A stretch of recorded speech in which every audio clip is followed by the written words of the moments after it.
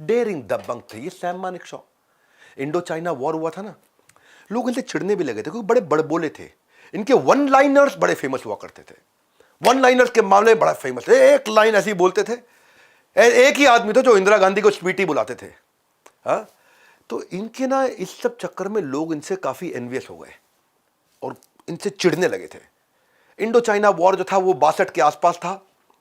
उस समय इनके खिलाफ इंक्वायरी चला दी गई कि ये ब्रिटिशर्स की तरह बोलते हैं, उनकी तरह स्मार्ट हैं, उनकी तरह एलोक्वेंट हैं, उनकी तरह जवाब देते हैं, उनकी तरह प्रेजेंटेबल है, उनकी तरह अनुशासित है, जरूर इनका आज भी ब्रिटिशर्स से कुछ लेना देना है। ऐसा नॉनसेंस एलिगेशन लगा दिया, इंक्वायरी बैठ गई। आर्मी की इंक्वायरी ना बड़ी सीरियस होती है। आर्मी की इंक्वायरी में सस्पेंड कर दिए, कॉर्पोरेट ऑफिसर की इंक्वायरी नहीं है, आर्मी की इंक्वायरी है।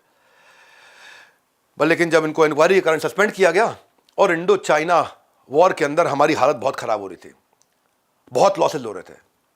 डिस्पाइट रनिंग इंक्वायरी प्रधानमंत्री नेहरू ने सैम मानेकशॉ को बुलवाया और उनको बोला, सैम तुम जाकर के लीड करोगे इंडो चाइना वॉर में। वो बोले कि मैं तो इस समय मैं सस्पेंडेड हूं। बोले मुझे पता है तुम सस्पेंडेड हो, तुम्हारी इंक्वायरी खत्म, तुम जाके लीड करोगे। तब उन्होंने कमांडर्स के साथ एक मीटिंग करी और एक ही बात की, there be no more withdrawals, कोई पीछे नहीं हटेगा। वो बार जब तक वो पहुंचे, उनकी लेट एंट्री थी, तब तक वॉर खत्म हो चुका था। पर यह देश जानता था कि अगर जीतना और जिताना है ना तो सैम मानेकशॉ को ही लाना है।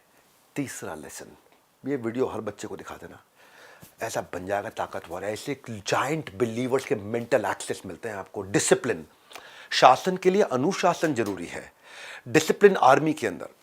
सैम एक दफा जम्मू की डिवीजन को लीड कर रहे थे, कमान संभाल रहे थे, तो उस समय के डिफेंस मिनिस्टर वीके मेनन वहां दौरे पे आए थे। दौरे पे आए तो बातचीत करने लगे, रक्षा मंत्री है, अब बात तो आर्मी के लीडर से करेंगे। तो सैम से पूछे, कौन? वीके मेनन, रक्षा मंत्री, पूछे आर्मी चीफ जनरल के बारे में तुम्हारी क्या राय है सैम? सैम एकदम अलर्ट हो गए और जवाब क्या देते? मुझे अपने चीफ के बारे में राय बनाने की इजाजत नहीं है। और जैसे उन्होंने ये बोला, वीके मेनन उनकी तरफ देखने लगे और फिर आगे बोले, आप आज मुझसे मेरे चीफ की राय पूछ रहे हैं, कल आप मेरे जूनियर से मेरी राय के बारे में पूछेंगे। और अगर सब अपने अपने सीनियर की राय इधर उधर बोलने लग गए, पूरी आर्मी का डिसिप्लिन उसी दिन खत्म हो जाएगा साहब। आर्मी का डिसिप्लिन रहने दीजिए, यहां अपने सीनियर्स की राय बनाने का हमको अधिकार नहीं। बहुत डिसिप्लिन्ड आदमी थे वीके मेनन, से गुस्सा खा गए थे, बहुत खुंदक खा गए थे, उससे मैं चिढ़ गए थे उनके इस जवाब को, उल्टा जवाब देने को। लेकिन बाद में क्योंकि रिस्पेक्ट इतनी करते थे ना, आदमी बहुत ईमानदार थे ये इनका मानना था हीरो जो है ना वो गली मोहल्ले में नहीं होते, हीरो आर्मी में होते हैं। 1975 की बात बताता हूं, सैम मानेकशॉ को एक बार इनवाइट किया गया अवार्ड फंक्शन में कि हीरोज को अवार्ड देना है। बोला ठीक है, हीरोज को अवार्ड देने आऊंगा, अग्री कर लिया इन्होंने। बाद में इनको पता चला वो फिल्म फेयर अवार्ड था, वहां फिल्म एक्टर्स को अवार्ड देना था, मना कर दिया इन्होंने। कहते हैं कि only an army officer deserve to get the real title of a hero. Manekshaw की नजरों में असली रियल हीरो वो है जो सरहदों पे लड़ता है, वो नहीं जो टीवी सीरियल में लड़ता है।